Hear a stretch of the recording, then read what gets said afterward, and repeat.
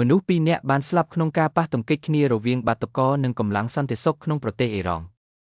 ជំរាបសួរក៏ដូចជាសួស្តីពុកម៉ែបងប្អូនទាំងអស់គ្នាផងដែរថ្ងៃនេះខ្ញុំបានលើកឡើងនៅរឿងឃាតកម្មមួយនៅប្រទេសអ៊ីរ៉ង់មនុស្សពីរនាក់ត្រូវបានគេរាយការណ៍ថាត្រូវបានសម្លាប់ក្នុងអំឡុងពេលភាពចលាចលដែលកំពុងកើនឡើងនៅក្នុងប្រទេសអ៊ីរ៉ង់នៅថ្ងៃទី5នៃការតវ៉ាជុំវិញការឡើងថ្លៃនៃការរស់នៅទាំងទីភ្នាក់ងារសារព័ត៌មាន False ពាក់កណ្ដាលផ្លូវការនិងក្រុមសិទ្ធិមនុស្ស Hengao បាននិយាយថាមនុស្សបានស្លាប់ក្នុងអំឡុងពេលការប៉ះទង្គិចគ្នារវាងក្រុមបាតុករនិងកងកម្លាំងសន្តិសុខនៅក្នុងទីក្រុង Lodigan ភាគនិរតីនៃប្រទេសអ៊ីរ៉ង់កាលពីថ្ងៃប្រហ័សវីដេអូដែលបានបង្ហោះនៅលើប្រព័ន្ធផ្សព្វផ្សាយសង្គមបានបង្ហាញពីយន្តដែលត្រូវបានដុតក្នុងអំឡុងការប្រយុទ្ធគ្នារវាងបាតុករនិងកងកម្លាំងសន្តិសុខបាតុករជាច្រើនអ្នកបានអំពាវនាវឲ្យបញ្ចប់ការគ្រប់គ្រងរបស់មេដឹកនាំកម្ពុជារបស់ប្រទេសអ្នកខ្លះក៏បានអំពាវនាវឲ្យមានរបបរាជានិយមវិញ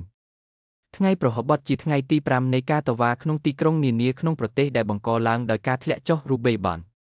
វីដេអូដែលត្រូវបានផ្ទៀងផ្ទាត់ដោយ BBC Persian បង្ហាញពីការតវ៉ានៅកណ្ដាលទីក្រុង Lodigan រដ្ឋធានី Tehran និង Marvdasht ក្នុងខេត្ត Fars ភាគខាងត្បូងដែលបានកើតឡើងកាលពីថ្ងៃប្រហ័ស Fars បានរាយការណ៍ថានៅក្នុង Lodigan មនុស្សពីរនាក់ត្រូវបានសម្លាប់ដោយលើកឡើងពីមន្ត្រីដែលមានព័ត៌មានរបាយការណ៍មិនបានបញ្ជាក់ថាតើអ្នកដែលត្រូវបានគេសម្លាប់នោះជាបាតុករឬជាសមាជិកនៃកងកម្លាំងសន្តិសុខនោះទេក្រុមសិទ្ធិមនុស្ស Hengao បាននិយាយថាអ្នកស្លាប់ទាំងពីរនាក់ជាបាតុករដោយដាក់ឈ្មោះពួកគេថា Ahmed Jallow និង Sajjad Valamench BBC Persian មិនអាចផ្ទៀងផ្ទាត់ដោយឯករាជ្យពីការស្លាប់នេះទេប្រព័ន្ធផ្សព្វផ្សាយរដ្ឋដាច់ដោយឡែកពីគ្នាបាននិយាយថាសមាជិកនៃកងកម្លាំងសន្តិសុខដែលមានទំនាក់ទំនងជាមួយកងឆ្មាំបដិវត្តន៍អ៊ីរ៉ង់ ERG ត្រូវបានសម្លាប់នៅក្នុងការប៉ះទង្គិចជាមួយក្រុមអ្នកតវ៉ាកាលពីយប់ថ្ងៃពុធនៅក្នុងទីក្រុង Kurdish ក្នុងខេត្ត Lorestan ភាគខាងលិច BBC មិនអាចផ្ទៀងផ្ទាត់រឿងនេះបានទេហើយក្រុមអ្នកតវ៉ានិយាយថាបុរសនោះជាលេខ1របស់ពួកគេហើយត្រូវបានបាញ់សម្លាប់ដោយកងកម្លាំងសន្តិសុខរបាយការណ៍ប្រព័ន្ធផ្សព្វផ្សាយរដ្ឋបាននិយាយថាមន្ត្រីប៉ូលីស13នាក់ទៀតនិងសមាជិក Basic បានរងរបួសដោយការគប់ដុំធ្ងន់នៅក្នុងតំបន់នោះសាលារៀនសាកលវិទ្យាល័យនិងស្ថាប័នសាធារណៈត្រូវបានបិទនៅទូទាំងប្រទេសកាលពីថ្ងៃពុធបន្ទាប់ពីថ្ងៃឈប់សម្រាករបស់ធនាគារត្រូវបានប្រកាសដោយអាជ្ញាធរក្នុងកិច្ចខិតខំប្រឹងប្រែងជាក់ស្ដែងមួយដើម្បីលុបបំបាត់ភាពចលាចលនេះ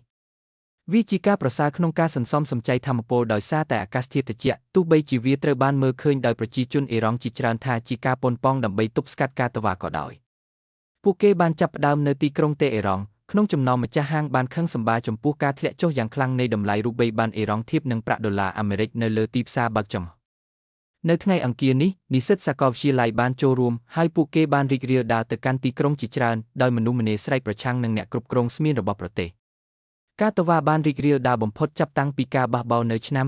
2022ដែលបង្កឡើងដោយការស្លាប់នៅក្នុងការឃុំឃាំងរបស់ Mahsa Amini ដែលជាស្ត្រីវ័យក្មេងម្នាក់ដែលត្រូវបានចាប់ប្រកាន់ដោយប៉ូលីសសិលធម៌ថាមិនបានពាក់ស្បៃមុខឲ្យបានត្រឹមត្រូវប៉ុន្តែពួកគេមិនបានស្ថិតនៅលើមាត្រដ្ឋានដូចគ្នាទេ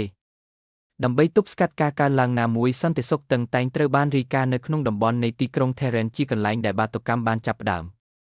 ប្រធានាធិបតី Mesut Pezeshkian បាននិយាយថារដ្ឋាភិបាលរបស់លោកនឹងស្ដាប់ពីការទាមទារស្របច្បាប់ពីរបស់បាតុករប៉ុន្តែអគ្គរដ្ឋអាជ្ញាលោក Mohammad Mowahdezad ក៏បានព្រមានថាការប៉ុនប៉ងណាមួយដើម្បីបង្កើតអស្ថិរភាពនឹងត្រូវជួបជាមួយនឹងអ្វីដែលលោកហៅថាជាការឆ្លើយតបយ៉ាងម៉ឺងម៉ាត់